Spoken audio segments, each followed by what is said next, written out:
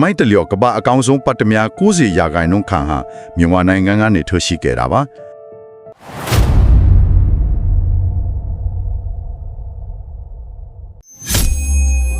မို့ကိုတွေးတာကခိုးတွေးရောင်လို့တင်စားကြတဲ့အကောင်ဆုံးပတ်တများတဲ့အကြောင်းနာမည်ကြီးသလိုမိုင်းရှုဒေတာကတော့လုပ်ငန်းတုံးအရွယ်အစားငယ်တဲ့ပတ်တများတဲ့အဓိကထွက်ရှိရာနေရာဖြစ်ပါတယ်ဟုတ်ပါတယ် NRGI ရဲ့အစီရင်ခံစားရာဆိုရင်မြန်မာနိုင်ငံရဲ့အကြောင်းမြတ်လုပ်ငန်းမှာတမတော်နဲ့ဆက်ဆက်နေတဲ့ company တွေဥပမာ UMHL နဲ့ MEC တို့လိုအဖွဲ့အစည်းတွေက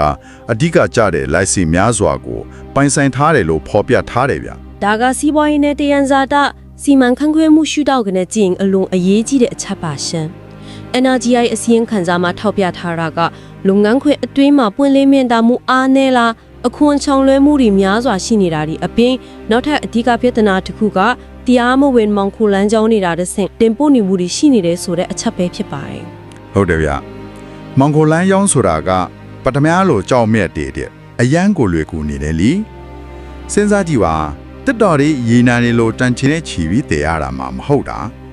ဒေါ်လာတန်းချီတန်းတဲ့ကြောက်မြက်လေးတစ်ပွန့်ကိုအိတ်ကကျက်ထည့်ပြီးနေဆက်ဖြတ်ကျော်သွားလို့ရနေတာကိုအဲ့ဒါကိုစီးပွားရေးပညာရှင်တွေက lootable resources ဒါမှမဟုတ်လွယ်ကူစွာဖော်ယူတည်ဆောင်သွားနိုင်တဲ့သယံဇာတတွေလို့ခေါ်ကြတယ်ရှင်။အော် lootable resources ထိုင်းနဲ့တရုတ်နိုင်ငံလိုနေဆက်ဖြတ်ကျော်မောင်ခိုလုပ်ငန်းတွေကပုံမလွယ်ကူနေပြီးတရားဝင်အခွင့်အရေးတွေဆုံးရှုံးရသလိုအဲ့ဒီကနေရတဲ့ငွေကြေးတွေကပဋိပက္ခတွေကိုပုံမရှေ့ကြအောင်အထောက်ပံ့ပေးသလိုဖြစ်နေတတ်ပါတယ်။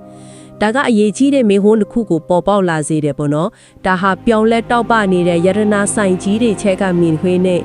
မြေပြင်မှာတူးဖော်နေရတဲ့ရှုပ်ထွေးလာတဲ့အခြေအနေတွေကြားကကြီးမားတဲ့ကွာဟချက်ကြီးတစ်ခုပါပဲဟုတ်တာပေါ့ဗျာကျောင်းမြတ်တပွင့်ရဲ့တောင်းပေါက်မှုတိုင်းရဲ့နောက်ွယ်မှာအတမ်လေးတွေရဲ့ဖွဲ့စည်းပုံတွေကနေစလို့မတူညီတဲ့ပုံမြင်နေသမိုင်းနေလူသားတွေရဲ့လောဘတရားတွေနဲ့ဖန်တီးမှုတွေအများကြီးရောရက်နေပါတယ်ရှင်ဒါကြောင့်ဒီနေ့အစီအစဉ်ကိုနားဆင်နေကြတဲ့သူတွေအတွက်နောက်ဆုံးစဉ်းစားစရာမိကွန်းတစ်ခုခြံထားခဲ့ခြင်းပါလေဗျ။ကြောက်မဲ့ရေဒနာတွေမှာပါတဲ့အကွဲကြောင်းလေးတွေ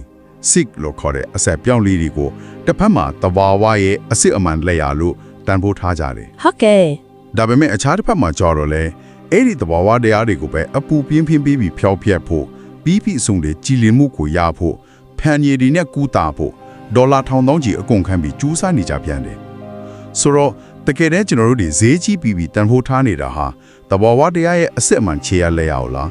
ဒါမှမဟုတ်ကျွန်တော်လူသားတွေကိုယ်တိုင်စိတ်ကူးရင်ဖန်နေတတ်တဲ့ပြီးပြည့်စုံမှုဆိုရယ်ပုံညင်ညောင်ကြီးကိုအဖိုးခါပေးနေကြတာလားဆိုတော့ကိုဆက်လက်တွေးတော်ကြည့်ကြဖို့ဖိတ်ခေါ်ရင်ဒီ deep dive လေ့လာမှုကိုဒီမှာပဲအဆုံးသတ်လိုက်ပါလေဗျာအားလုံးပဲကျေးဇူးတင်ပါတယ်ဗျာဟုတ်ကဲ့ကျေးဇူးတင်ပါတယ်ရှင်